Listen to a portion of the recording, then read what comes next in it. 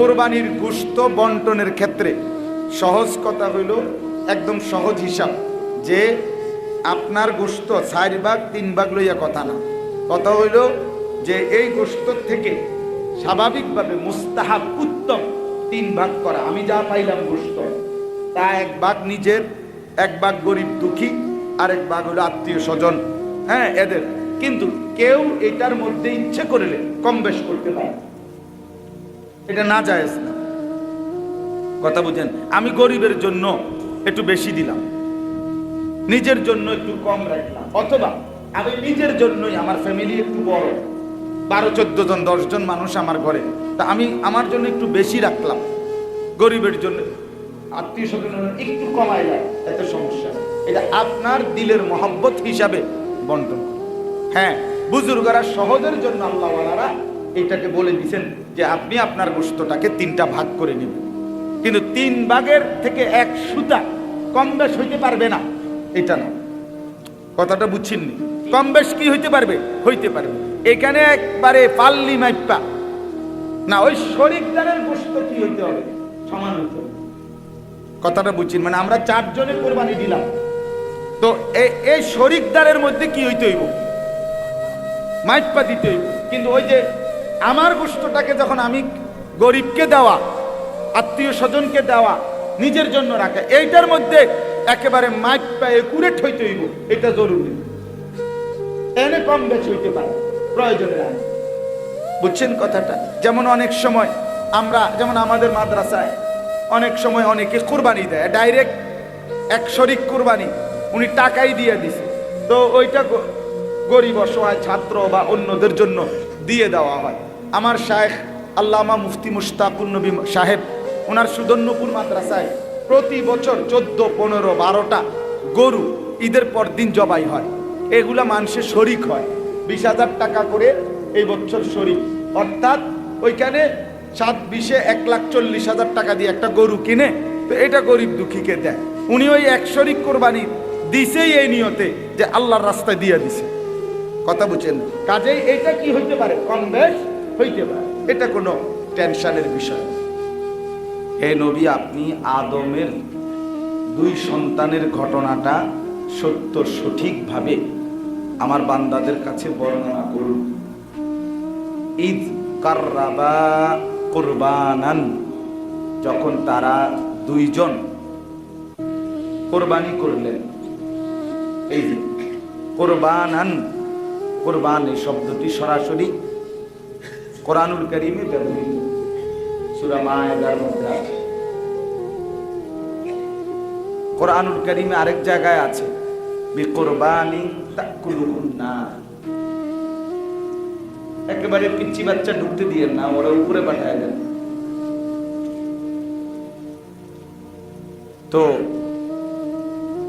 পূর্ববর্তী জামানায় কোরবানির বিধান ছিল এরকম, আল্লাহর সন্তুষ্টির জন্য নিজের প্রিয় বস্তু, সেটা গরু কিংবা ছাগল কিংবা ভেড়া দুম্বা হওয়া জরুরি না, নিজের যেটা প্রিয় জিনিস এমন কিছুকে নির্ধারিত উঁচু জায়গায় রেখে আসতে হতো।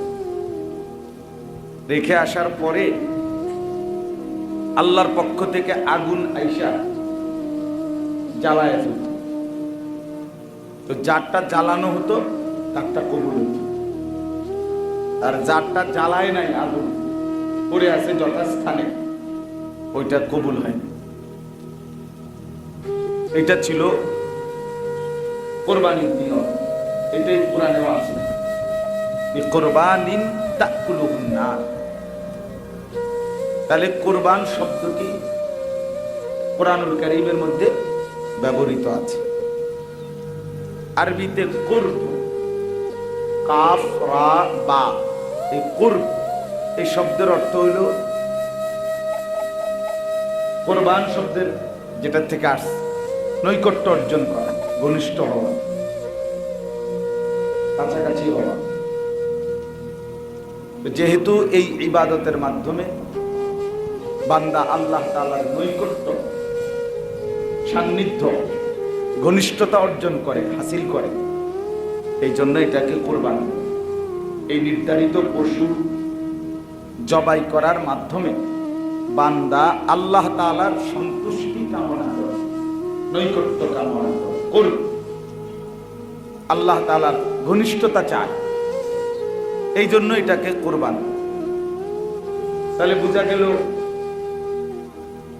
কুরবান এই শব্দটার মধ্যেই আল্লাহর সন্তুষ্টি, আল্লাহর নৈকট্য কামনা, আল্লাহ তাআলার কাছাকাছি হওয়া, ঘনিষ্ঠতা অর্জন করা, এটা অন্তর্ভুক্ত। কাজেই এখানে এটা কোনোভাবেই গোশত শুধুই খাওয়া কিংবা আমার আপনার মন মতো আমরা পরামর্শ করে দিলাম আর কি।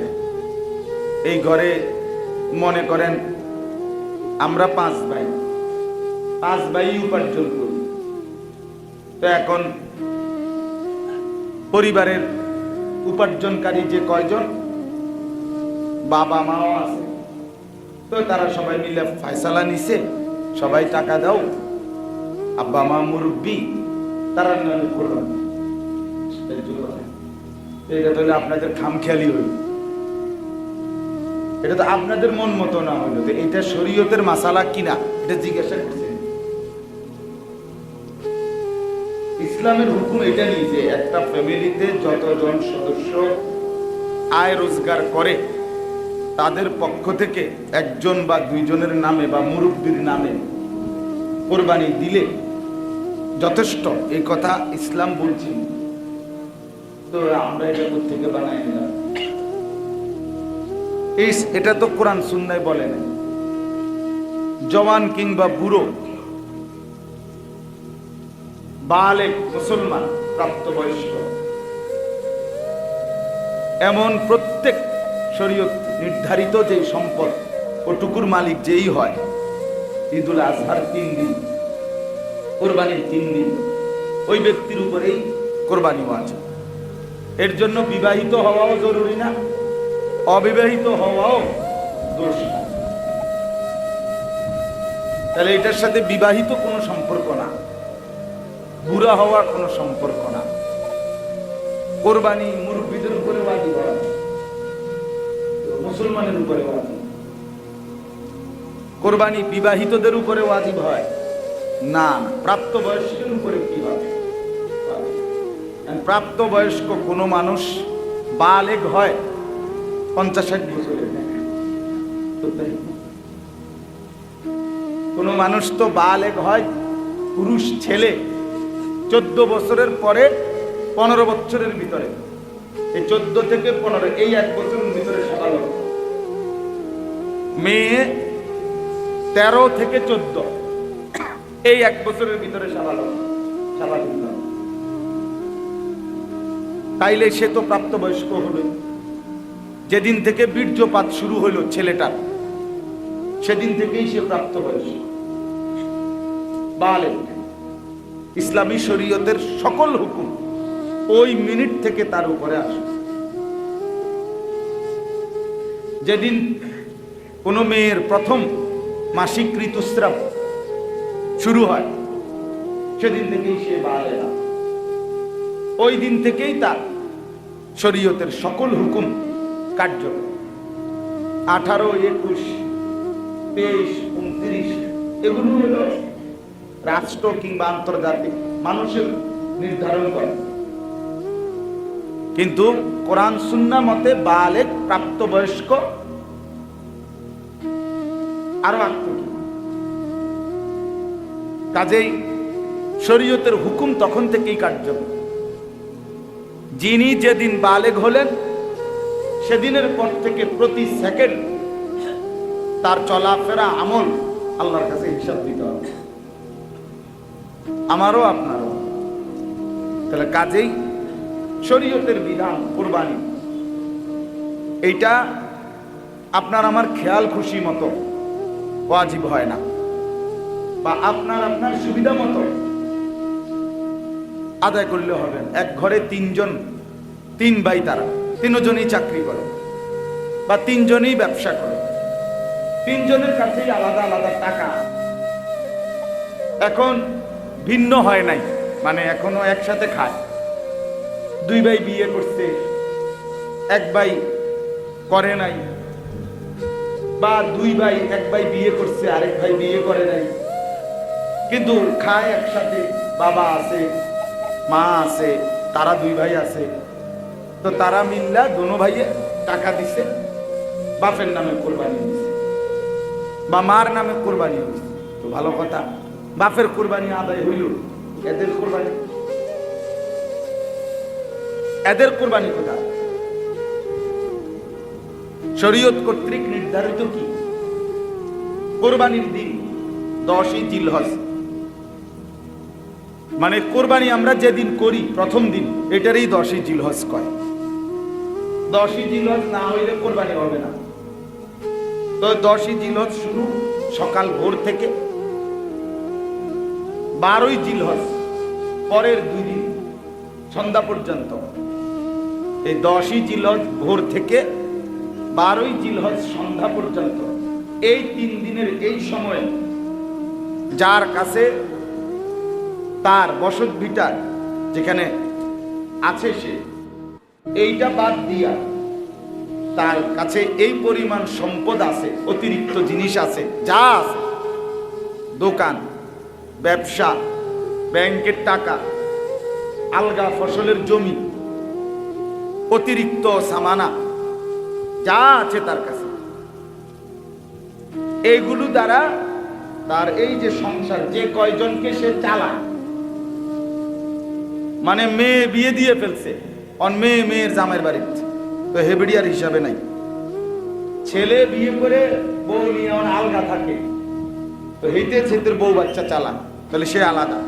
আমি যারে চালাই, মানে আমার খরচ দিয়া যারা কি করে, ভাত মাছ বাজার সদাই করাই, এদের মৌলিক খরচ, বাজার সদাই, ওষুধপত্র, কাগজ কলম, গ্যাস, বিদ্যুৎ, পানির বিল ইত্যাদি, এই মৌলিক খরচ যেটা কয়, যেটা না করলে নাই হয়, এইটুকু খরচ করার পরে এর পরিমাণ টাকার অতিরিক্ত যদি ওই 3 দিনের ভিতরে, 1 বছর থাকতে হবে না, 6 মাসও না, ওই 3 দিনের ভিতরে 52.5 ভরি রূপার যেই দাম বর্তমানে সর্বোচ্চ, ঢাকাতে আমি জিজ্ঞেস করছি, রূপার ভরি 1600 টাকা, তাহলে এই হিসাবে হইল 84,000 টাকা বরাবর 52.5 ভরি রূপার দাম, আপনি হিসাব করে দেখেন। তো এই 84,000 টাকা যদি তার বাকি যা আছে, তার জমি, ব্যাংকের টাকা, ব্যবসার পণ্য, যেটা ব্যবসা করে, মাল যেটা গ্রাহককে দেয়, টাকা নেয়, এটারে কয় ব্যবসার পণ্য। ওই যে দোকানের যে আলমারি,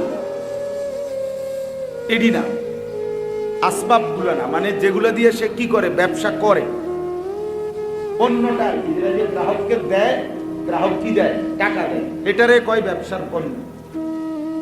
তো এগুলো মিলাইলে যদি তার কাছে ওই 84,000 টাকা দাম আসে, এগুলোর দাম ধরলে, তাহলে এই মুসলমানের উপরে নিঃসন্দেহে কোরবানি ওয়াজিব, তাকে কোরবানি করতেই হবে। এবার যদি পুরুষ হয়, পুরুষের উপরে, যদি নারী হয়, নারীর উপর। যে মহিলার কাছে 1 ভরি স্বর্ণ আছে, সাথে কিছু টাকা আছে, 10,000 টাকা, 5,000 টাকা জমানো টাকা, ও কোরবানির দিন অথবা এই 3 দিন, তাহলে 1 ভরি স্বর্ণ আর ওই জমানো টাকাটা, এই দুইটা যদি মিলায়, তাইলে দুটোটার দাম ধরলে, দুটোটার দাম মানে একটা তো টাকাই, আর ওই স্বর্ণটার দাম বাজার মূল্য যদি মিলায়, তাইলে যদি 84,000 টাকা দাম আসে, তাহলে নিঃসন্দেহে এই মহিলার উপরে কোরবানি করা। 7.5 ভরি স্বর্ণ, একটা শব্দ আপনারা জানেন, এটা হইল যদি কারো কাছে 1 তোলা রূপা নাই, আলগা কোনো জমার টাকা নাই, শুধু স্বর্ণ আছে, তাইলে 7.5 ভরি স্বর্ণ। কিন্তু যদি স্বর্ণের সাথে কি থাকে, কিছু রূপা থাকে, নতুন বউ যারা, জোয়ান মানুষের বউ যারা, এদের অনেকের কাছে রূপা আছে, রূপা